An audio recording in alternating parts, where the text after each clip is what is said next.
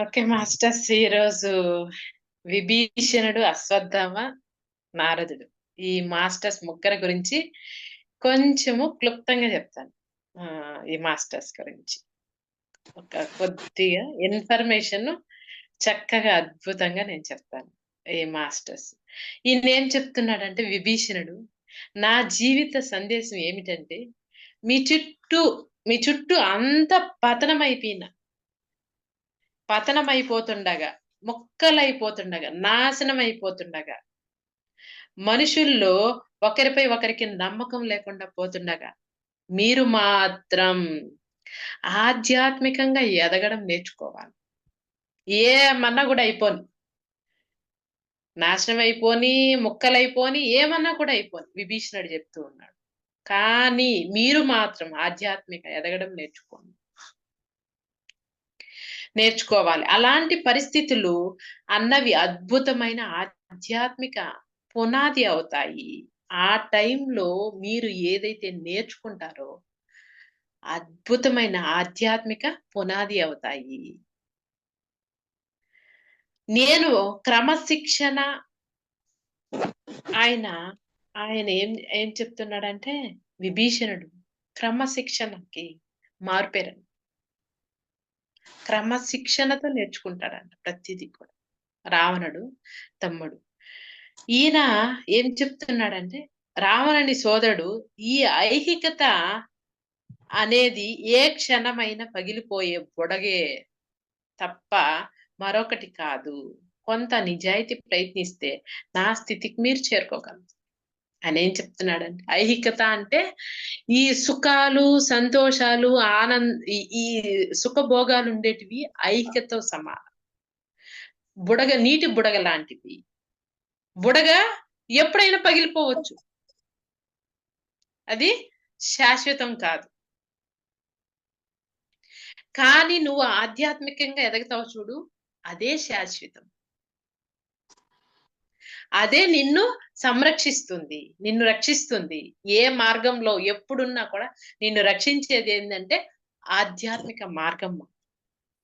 కొద్దిగా క్రమశిక్షణతో ప్రయత్నిస్తే మీరు మీరు కూడా 7వ చైతన్యానికి చేరుకోవచ్చు అని విభీషణుడు క్లుప్తంగా 4 వాక్యాల్లో అద్భుతంగా చెప్పాడు మాస్టర్స్.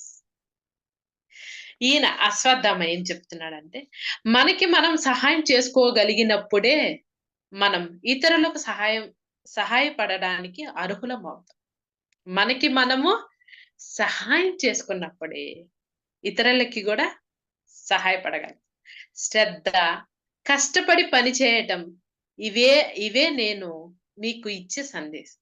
శ్రద్ధ, కష్టపడి పని చేయటం, ఇవే మీకు ఇచ్చే సందేశం. నేను చిరంజీవిగా ప్రతి క్షణం జీవించాలన్న కోరిక బలంగా కలిగి ఉండటం. మీరేమనుకుంటున్నారు? చిరంజీవిగా బతకాలి అని అనుకుంటే మీకు ఆ కోరిక ఎలా ఉండాలి? చాలా బలంగా ఉంది. మానవ జాతిలో 99.9% మంది ఇలాంటి సవాలు ఎదుర్కోవటం కన్నా మరణమే మేలనుకుంటున్నారు. ఏమనుకుంటున్నారు మానవ జాతి వాళ్ళంతా?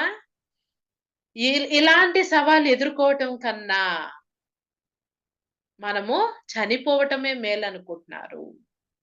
నేను మాత్రం భౌతిక అమరత్వాన్ని కోరుకుంటున్నా. ఆయన అశ్వత్థామ ఏం చెప్తున్నాడు? నేను మాత్రము భౌతిక అమరత్వాన్ని కోరుకుంటున్నా. ఆయన్ని పిల్లల గురించి అడిగారు అశ్వత్థామ. ఏమీ లేదు, వాళ్ళు పరిపూర్ణమైన మాస్టర్స్. అంటే పిల్లల గురించి మీకు తెలిసింది చెప్పండి అని అనేసి ఆయన్ని క్వశ్చన్ వేస్తున్నారు. ఏమీ లేదు, పిల్లలు పరిపూర్ణమైన మాస్టర్స్. కేవలము వాళ్ళ ధ్యానం చెయ్యాలి. వాళ్ళని ధ్యానం చేసే మార్గాన్ని చూపించాలి మనం. వాళ్ళకు అన్ని విషయాలు బాగా తెలుసు. వాళ్ళకి అన్ని విషయాలు బాగా తెలుసు. ఈ క్షణంలో బ్రతకడం, ఈ క్షణం కోసమే పని చేయడం, అంటే ఈ క్షణంలో ఎలా బతకాలి, ఈ క్షణంలోనే ఎలా పని చేయాలి, అది నేర్చుకుంటే చాలు. జన్మ కారణం అనేది మీరు ఎంచుకున్న పని. జన్మ కారణం అనేది మీరు ఎంచుకున్న పని. మనం ఎంచుకున్న పని. ఆత్మ ఎదుగుదల అంటే ఇంతవరకు మీరు తీసుకున్న అన్ని జన్మలను ఒక దగ్గర చేర్చి ఆ ఆ అన్ని జన్మలలో కలిపి మీరు నేర్చుకున్న మొత్తం జ్ఞానాన్ని ఆత్మ ఎదుగుదల అంటారు. ఇది ఒక్కసారి వినండి మాస్టర్. జన్మ కారణం అనేది మీరు ఎంచుకున్న పని. ఆత్మ ఎదుగుదల అంటే ఇంతవరకు మీరు తీసుకున్న అన్ని జన్మలను ఒక దగ్గర చేర్చి, అంటే ఇప్పటి వరకు మనం ఎన్నిన్ని జన్మలు పుట్టినామో అవన్నీ ఒక దగ్గర చేర్చి అన్ని జన్మలలో కలిపి మీరు నేర్చుకున్న మొత్తం జ్ఞానాన్ని ఆత్మ ఎదుగుదల అంటారు. మన ఆత్మ ఎదుగుదల అంటారు.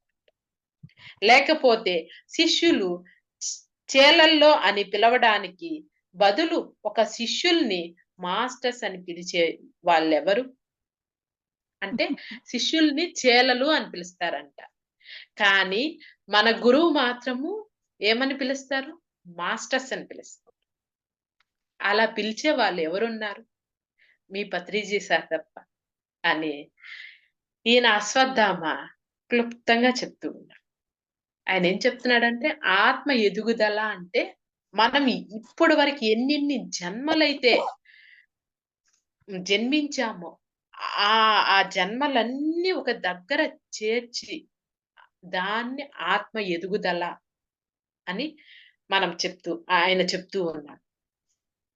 ఆత్మ ఎదుగుదల అంటారు అని చెప్తూ ఉన్నారు నారద మహర్షి చాలా చిన్నగా క్లుప్తంగా కొన్ని వాక్యాలు చెప్పాడు. ఏమంటే హలో అని పలకరించాడు. హలో అని పలకరించాడు అందరిని.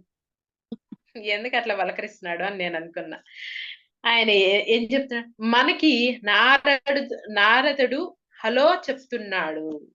నేను ఇదే భౌతిక శరీరంలో శాశ్వతంగా బతకడం. నేను ఈ శరీరంలోనే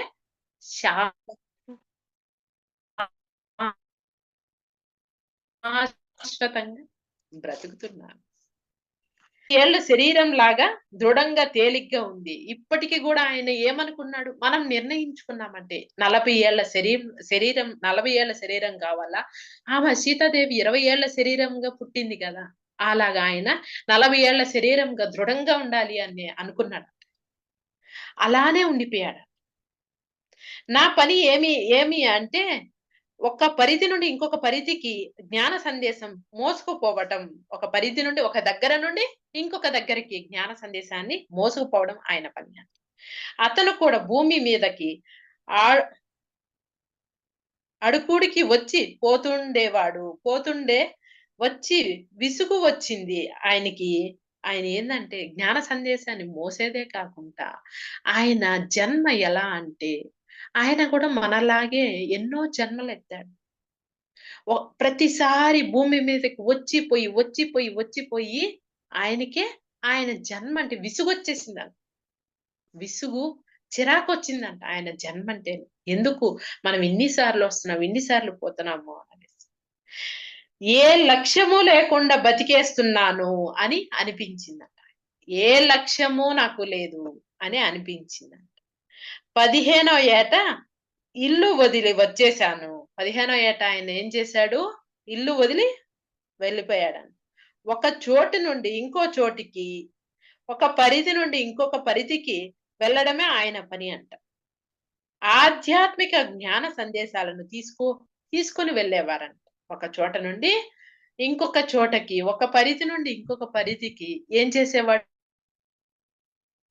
ఆధ్యాత్మిక సందేశాలను తీసుకుని వెళ్ళేవారంట ఆయన. ఒక పరిధి నుండి ఇంకొక పరిధికి నేను ప్రయాణం చేసింది అక్కడున్న వివిధ మాస్టర్స్ నుంచి జ్ఞానాన్ని పొందాలి. అతని రకరకాల అక్కడ ఆయన ఒక పరిధి నుండి ఇంకొక పరిధికి మోసుకెళ్లేది ఏంటంటే ఆ జ్ఞానాన్ని మోసుకెళ్లేవాడు. జ్ఞాన సందేశాలని, ఆత్మ జ్ఞానాన్ని వెళ్ళేవారంట ఆయన.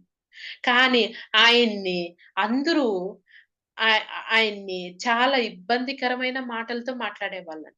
ఆయన ఏమని మాట్లాడే వాళ్ళంటే కలహప్రియుడు అని పిలిచేవాళ్ళంట. ఆయన అందరూ కలహప్రియుడు అని పిలిచేవారంట. ఎదగడం, సృష్టించడం, సహాయం చేయడం, మొత్తం పద్ధతి, పని చేసేది నేర్చుకోవడం.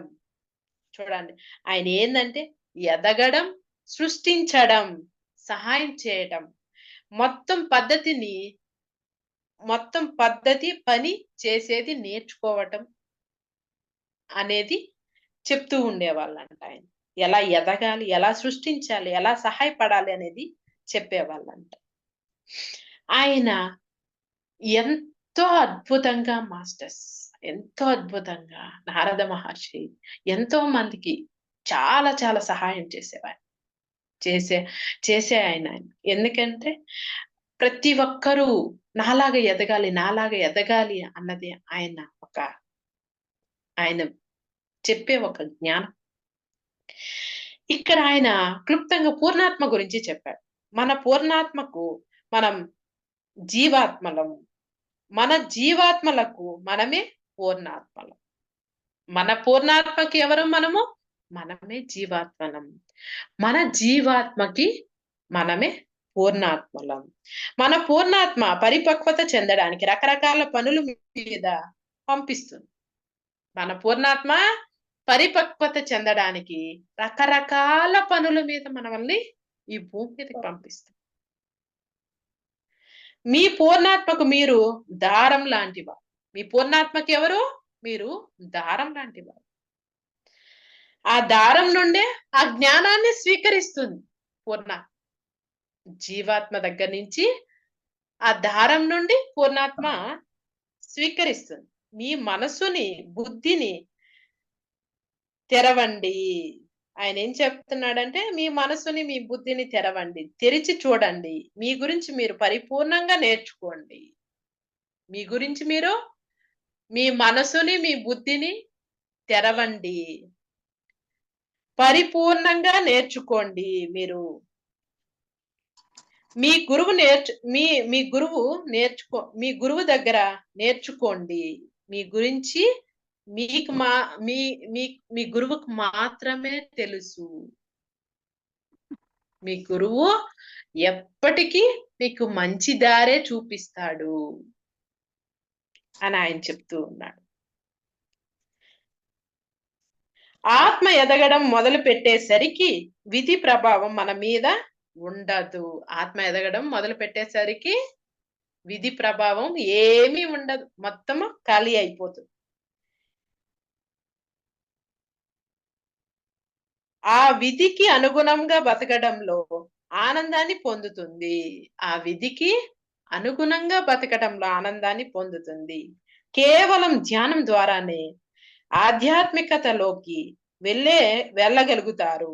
ఇప్పుడు ఎంత వీలైనంత ఎక్కువ మంది ధ్యాన సాధనలోకి దిగే కొద్దీ మీరు అన్న చెడు ప్రభావం తగ్గుతుంది. ఈ సందేశం నలుగురికి తెలియజేయండి అని ఆయన నారద మహర్షి చెప్తున్నారు. మీరు ఎంత ధ్యానము అందిస్తూ ఉంటారో అంత చెడు ప్రభావం అనేది తగ్గిపోతుంది ఈ భూమి మీద.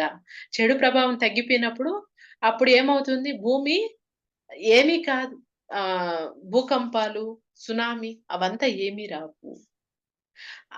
ఎప్పుడైతే చెడు ప్రభావం ఎక్కువ ఉంటుందో భూమి ఇట్లా అదిమేస్తుంది, మనుషుల్ని అందరినీ కూడా లోపలికి అదిమేస్తుంది అని ఆయన క్లుప్తంగా చెప్తూ ఉన్నాడు. ధ్యానం చేసినామనుకోండి, మన లోపల ఉన్న ఆ నెగిటివ్ అంతా క్లీన్ అయిపోతుంది, పాజిటివ్ మాత్రమే మన లోపల ఉంటుంది అని ఆయన క్లుప్తంగా ఎంతో అద్భుతంగా చెప్పారు వీళ్ళు ముగ్గురు masters. Thank you masters. Thank you so much madam. Thank you madam. విశ్వశక్తికి, భూమాతకి, ప్రకృతి మాతకి, పంచభూతాలకి, పంచేంద్రియాలకి, నవగ్రహాలు శతకోటి వందనాలు, శతకోటి కృతజ్ఞతలు. నా గురువులకి పత్రిజీ సారికి, మణికంఠ సార్ శతకోటి వందనాలు, శతకోటి కృతజ్ఞతలు. ఇంత గొప్ప అవకాశం ఇచ్చిన అందరికీ శతకోటి వందనాలు, శతకోటి కృతజ్ఞతలు. Thank you masters. Thank you so much masters. Thank you. Bye. ఈ వీడియో మీకు నచ్చినట్టయితే లైక్ చేయండి, అందరికీ షేర్ చేయండి. మరిన్ని వీడియోస్ కోసం ఈ ఛానల్ని సబ్స్క్రైబ్ చేసుకోండి. మరిన్ని అప్డేట్స్ కోసం బెల్ ఐకాన్ పై నొక్కండి. Thank you.